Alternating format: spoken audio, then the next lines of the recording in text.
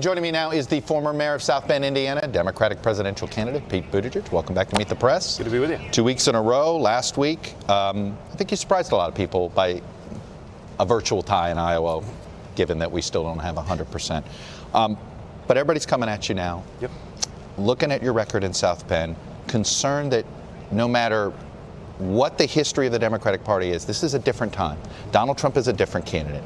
And there is a lot of concern that you won't be able to beat him. How do you alleviate this concern? Well, the way to beat Donald Trump is certainly not to rely on the familiar playbook. And it's also, in my view, not to say that we need either a revolution or you must be for the status quo.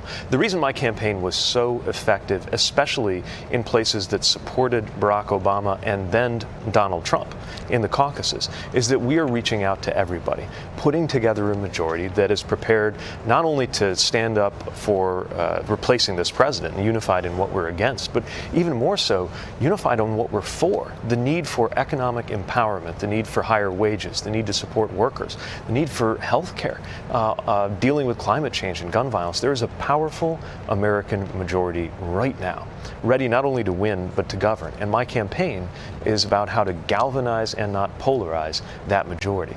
That's how we're going to beat Donald Trump. Let me play another clip from this digital attack ad from the Biden campaign. Here it is. Joe Biden helped lead the passage of the Affordable Care Act, which gave health care to 20 million people. And when parkgoers called on Pete Buttigieg, he installed decorative lights under bridges, giving citizens of South Bend colorfully illuminated rivers. There's a lot of subtext in this ad in various ways. I think the biggest simply is, can your South Bend record withstand the scrutiny that's going to come? You have painted a very positive picture. But when you start peeling back some of the layers here, there is some questionable things on your record, particularly in your dealings with the African American community. Well, our story and the story of our city is that of a city facing tremendous challenges. And when you're a mayor, you don't just get to opine on things or vote on things or call for things to change. You have to roll your sleeves up and do them. Mm-hmm. And I think the question is, why is it that most the voters who know me best in the African American community, those in South Bend, are backing me? And it's not because we got everything perfect. There's a member of the city council in South Bend who's not just not backing you, but really calling into question your leadership in the African American community. Well, he was one of my political rivals throughout my time as mayor. He ran for mayor, and I think he came in 5th. But most black elected officials who are involved in this campaign at all are supporting me. And it's not because it's been perfect. This is my point.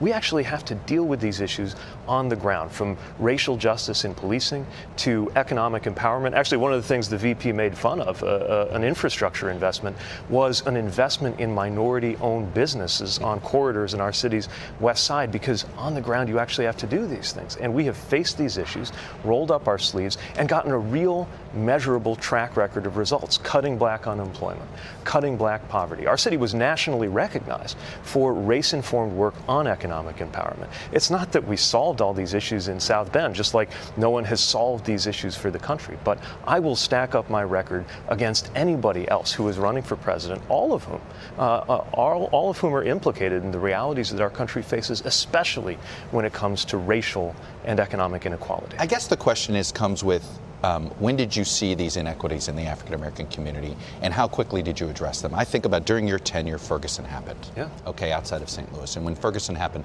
many mayors said, we got to look at our policing practices. We got to make sure our police departments look like the community that they're policing.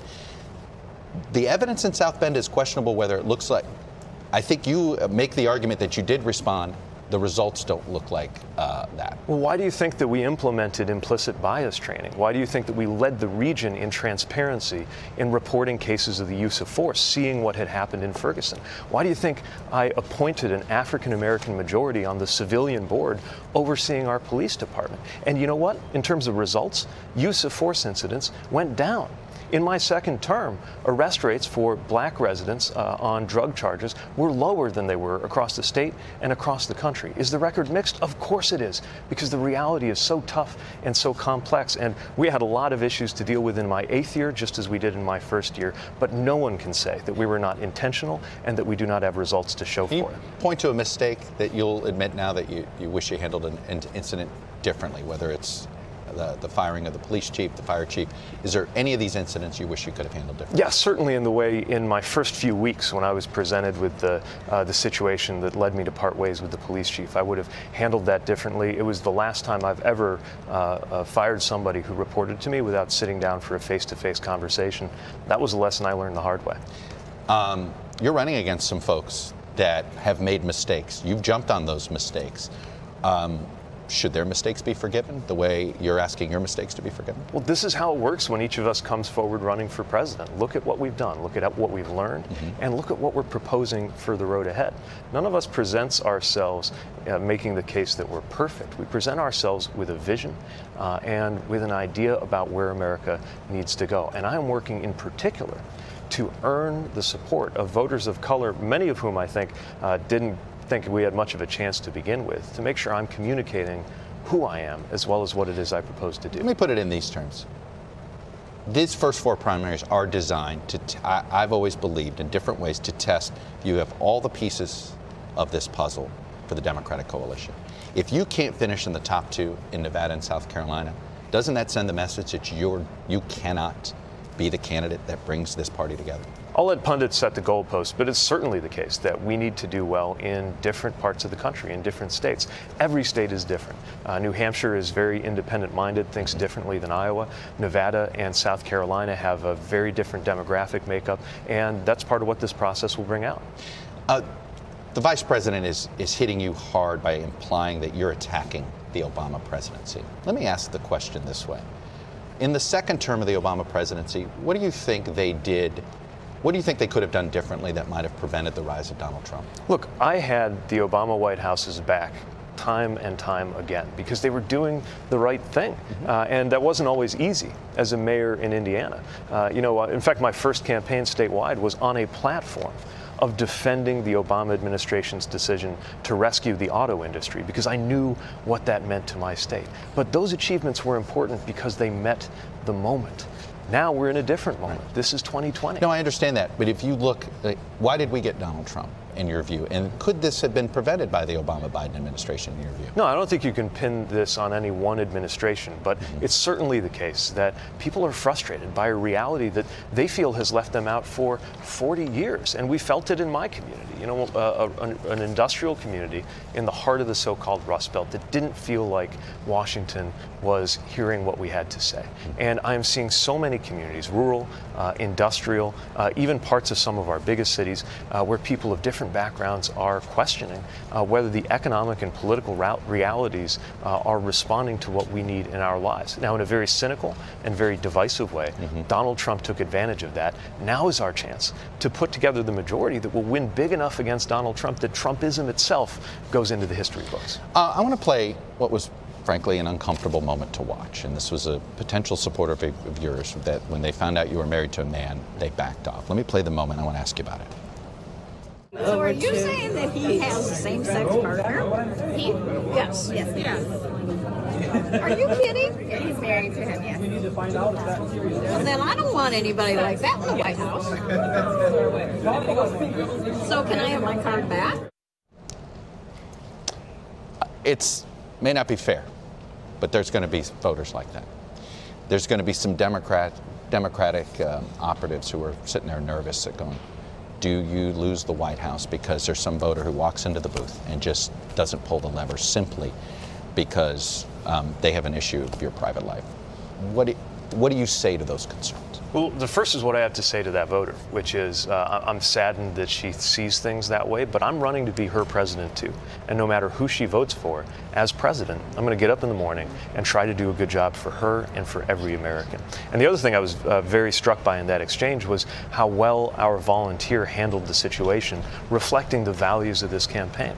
Look, the reality is prejudice is still out there, and you got to deal with it. But I would not have been able to get reelected the way I did in Mike Pence's Indiana if people were not able to look past that. And every time somebody seeks to break a barrier, pundits try to make it about electability. Well, I was just going to say, let's, instead of being a pundit here, have you taken a moment to appreciate the history you've made?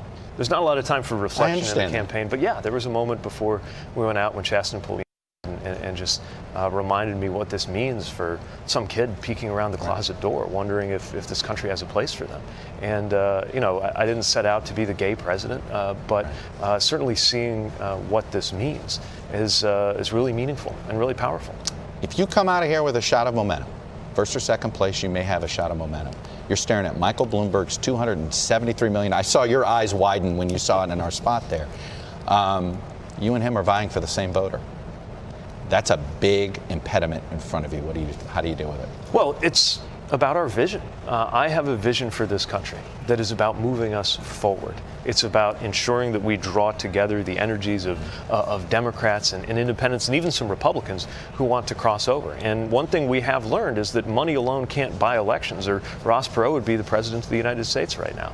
Yes, of course, fundraising matters and being on the airwaves matters, but part of what's so important about this process in the early states is I don't think you can skip having voters look you in the eye, ask you what you're going to do for them, challenge you, question you. And as the campaign goes on, in terms of voters and reporters, seriously asking tough questions of all of the candidates, it has a leveling effect where money alone can't be the decisive factor.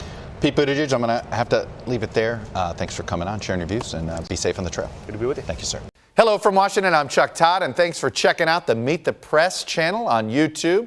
Click on the button down here to subscribe, and click over here to watch the latest interviews, highlights, and other digital exclusives.